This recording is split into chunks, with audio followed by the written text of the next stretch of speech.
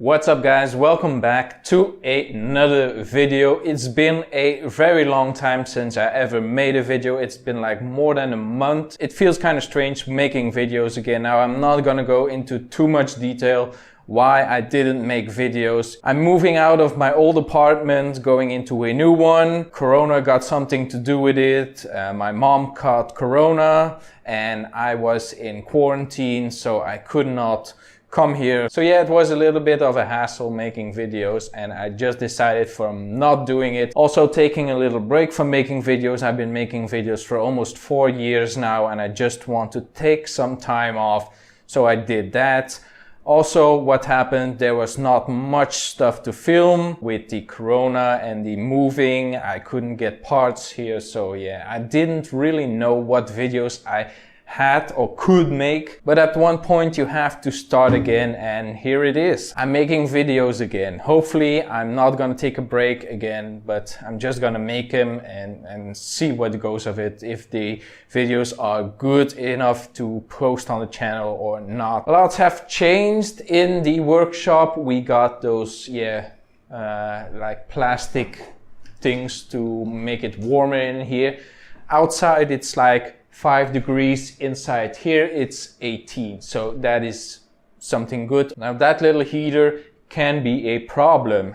I'm not sure if you are hearing it, but there is a fan in there and it spins around. Don't know if it's gonna cause any issues with the audio, because I always want clean audio in my videos. If you can hear the fan on this video, if I can hear it in editing and it annoys me, I'm gonna shut off the fan in my later videos, but for now this is just a test if the fan needs to be off. So yeah, bear in mind with this video if you can hear it. If you don't hear it, yeah, good enough. So now what are we gonna do in this new video? Of course, we're gonna work on our Ciao engine again. Last time I assembled this, I said before I can reassemble it into the bike, I need to do a leak down test. Now I did some research on how to do a leak down test and I came up on a video of a guy doing the leak down test where I learned about leak down tests, and he uses like a blood pressure pump, just like the little squeezer. And I said I'm gonna go on Amazon and get that. Couldn't be much, so I got a blood pressure testing kit with the piece you need to do on your arm, with the little pump and with the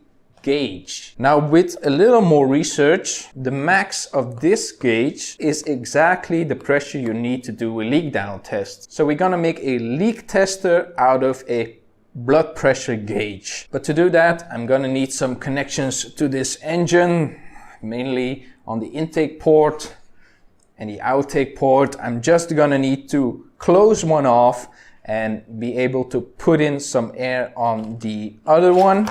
Closing a hole off is pretty simple, but what's not gonna be simple is making a connection for this tube. Here I'm gonna put on the pump and here I'm gonna put on the gauge, but this has to connect to the engine. So yeah, I'm gonna look around. I'm not gonna film that because it's mainly gonna be putting stuff together, gluing and all that stuff. And I will come back to you when I connected this and closed off the other on the engine. So I'll see you in a second.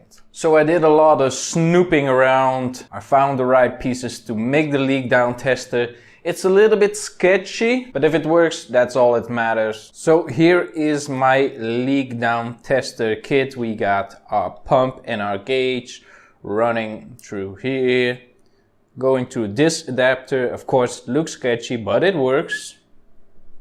And I just stuck a cork right in here. So now the basic idea is to pump air into the engine, see if we can maintain pressure.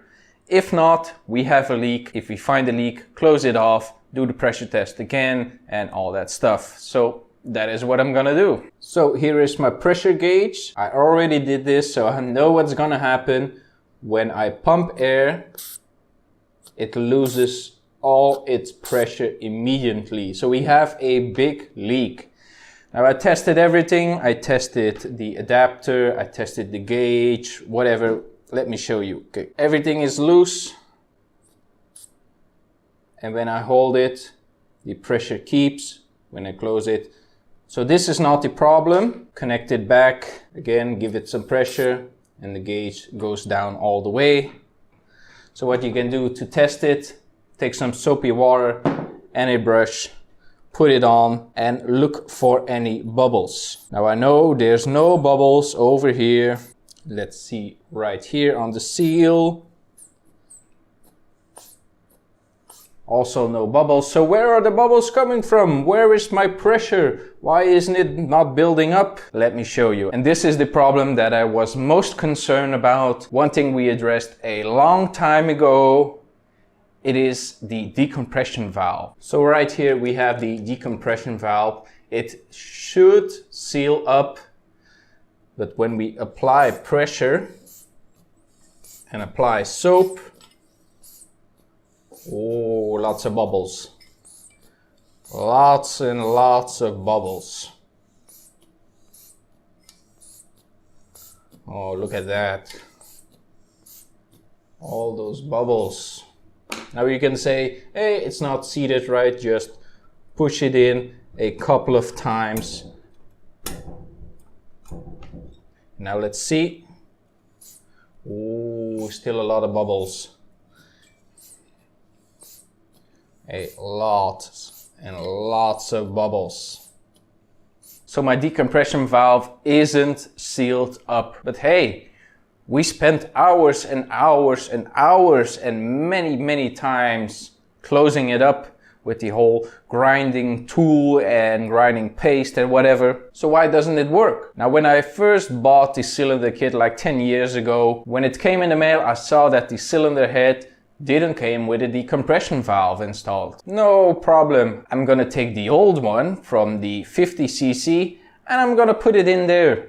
Works fine, it's the same dimensions, whatever, no problem. Now many years later I searched online with the same cylinder kit or the same cylinder head, it's just the head, and you can buy a Malossi cylinder head decompression valve. Now I don't know if it's necessary you buy that decompression valve or if it's just an option, but something in me thinks that you need to buy the decompression valve for Malossi to make it work, that the whole angle of the valve isn't correct or not high enough or whatever. Now that comes with a little problem. We need to buy it, it needs to get here, and we need to reseal it because I screwed it up trying to make the old decompression valve work on this cylinder kit or the cylinder head, and that was a bad idea. So what I'm gonna have to do, I'm gonna have to order it, wait for it to get here, shouldn't take really long, take off the head,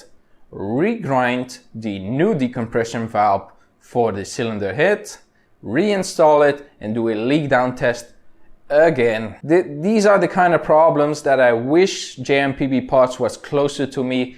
I could just go to their store, get the decompression valve and go home. JMPB Parts is too far away, so yeah. It's a little bummer, but I was gonna order some parts from them, so I might as well spend a little bit of money and get the right decompression valve. But hopefully I can get the tools and the parts to make the engine totally sealed up. So yeah, it's a little bummer of a video. I wish my first video back from my break would be a little more eventful, but yeah, that's how engine building goes. You can plan for everything, but not for this. It's just stupid. Why didn't I buy the decompression valve when I bought the engine? So I hope you enjoyed this video a little bit. I hope you are glad that I'm back and I'm making videos again. Get a little update of what is gonna happen. Get a little update on the engine, still broken. So that's gonna be it for this video, guys. Leave a like and a comment down below. Follow me on Facebook, Twitter, and on Instagram, and I will see you in the next one.